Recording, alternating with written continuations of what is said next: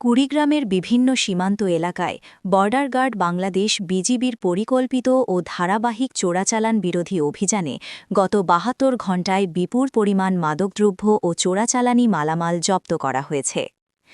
রোববার দুপুরে কুড়িগ্রাম ব্যাটালিয়ন ২২ বিজিবির অধিনায়ক লেফটেন্যান্ট কর্নেল মোহাম্মদ মাহবুবুল হক পিএসসি এসব তথ্য নিশ্চিত করেন।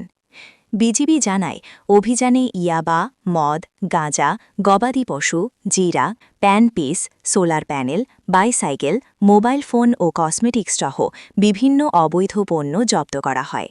জব্দকৃত মালামালের আনুমানিক বাজার মূল্য প্রায় ৩৮,৩১,০০০ টাকা। আইনশৃঙ্খলা পরিস্থিতি স্বাভাবিক রাখা ও যে কোনো নাশকতা প্রতিরোধে সীমান্ত এলাকায় নিয়মিত টহল আরও জোরদার করা হয়েছে বলে জানায় BGB. Desk news, rising Kurigram.